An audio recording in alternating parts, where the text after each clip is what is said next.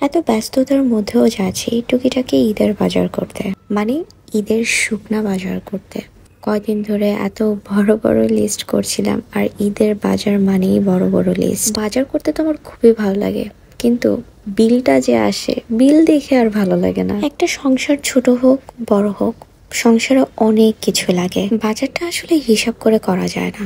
দেখা যায় যে টুকিটাকি কিনতে কিনতে অনেক টাকা বিল এসে যায়। তারপরেও মাস শেষে একটা অ্যামাউন্ট রাখি বাজারের জন্য, কিন্তু ঈদের সময় না অ্যামাউন্টটা পার হয়ে যায়। আর হ্যাঁ, প্রতিটা বাজারেই থাকে আমার কিছু পছন্দের খাবার আইটেম। এই বিস্কুটগুলো আমার এত ভালো লাগে, অ্যান্ড আমার কেন জানি রাতে অনেক বেশি ক্ষুধা লাগে, বাবুর জন্য রাত জাগতে হয়। সো যার জন্য আমি আমার এক্সট্রা ভাবে কিছু বাজার করে নিচ্ছি। মার সংসারে যখন ঈদের আগে বাজারের লিস্ট করা হতো, এই লিস্ট দেখেই ঈদের একটা আমেজ ফিল হতো। কত যে আনন্দ লাগতো যে সামনে ঈদ আসছে, এটা খাবো এটা খাবো, মা স্পেশাল রেসিপি রান্না করবে। কিন্তু এখন না, সে আনন্দটা লাগে না। অনেক কিছু হয়তো নেওয়া হয়, অনেক কিছু তৈরি করা হয়, কিন্তু আগের সেই ফিলটা আর আসে না। এখন ঈদগুলো খুবই মরা লাগে। মাঝে মাঝে মনে হয় যে সে আগে চলে যেতে পারতাম, আগের দিনগুলো কাটাতে পারতাম। আমরা ছোট থাকতে বলি যে কবে বড় হব, কিন্তু বড় হওয়ার পরে এখন আফসোস করি ছোটই ভালো ছিল।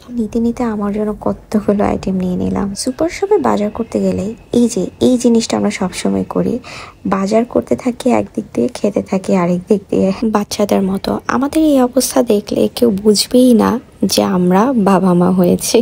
বাবা মা হলে নাকি অটোমেটিক্যালি রেসপন্সিবিলিটি চলে আসে, কিন্তু আমার মনে হয় বাচ্চার সাথে থাকতে থাকতে আমরা নিজেরাও বাচ্চা হয়ে যাচ্ছি। কয়দিন পরে আমার পাকনা বুড়ি বড় হয়ে আমাদের শাসন করবে। আর তার উপর মেয়ে হওয়া মানে হচ্ছে বরকত। আমার মেয়েটা আসার পরে আমাদের অনেক স্বপ্ন পূরণ হওয়ার পাশাপাশি আরেকটা স্বপ্ন পূরণ হতে যাচ্ছে, আর সেটা হচ্ছে আমাদের সেকেন্ড আউটলেট শনি আগ্রায় ওপেন হতে যাচ্ছে জুলাইয়ের 1 তারিখে। আলহামদুলিল্লাহ শনি আগ্রার অনেক আপুদের সাথে দেখা হয়ে যাবে। অনেকে আমাকে জিজ্ঞাসা করো আমি চুল পড়া কমানোর জন্য কি ব্যবহার করি। আমি আমার পুরা প্রেগনেন্সিতে এবং প্রেগনেন্সির পরে এই হেয়ার টনিকটা ব্যবহার করে আসছি। এই হেয়ার টনিকটা শুধুমাত্র চুল পড়া কমায় না, চুল গজাতে পর্যন্ত হেল্প করে। আমার অনেক ছোট ছোট চুল গজিয়েছে। এই পিকচারটা হচ্ছে আমার প্রেগনেন্সির প্রথম দিকে এত পরিমাণে চুল পড়ছিল, ও মাই গড, আমি তো দেখে টোটালি ভয় পেয়ে গেছি। আমি ভাবছিলাম যে আমি এই প্রেগনেন্সি শেষ হতে হতে আমি টোটালি নাইরাই হয়ে যাব। দেন নিয়ম মেনটেন করে আমি সপ্তাহে 2 দিন হেয়ারের কেয়ার নিয়েছেন। ট্রাস্ট মি, আমার টোটালি চুল পড়া কমে গেছে। আমি রীতিমতো এটা দেখেও অবাক হয়েছি যে আমার একটা চুলও পড়ে না আঁচড়ানোর পরে। আর এই পিকটা হচ্ছে আমার যখন 7 মাস চলছিল, তখন খুবই চুল পড়া কমে গিয়েছিল। আর নাও এখন একটা চুলও আমার পড়ে না, আলহামদুলিল্লাহ। শ্যাম্পুর একটা ম্যাজিক, সপ্তাহে 2 দিন করে ব্যবহার করে আপনি নিজেই বুঝতে পারবেন। এই বছর আমার প্রথম আম ভর্তা খাওয়া এটা।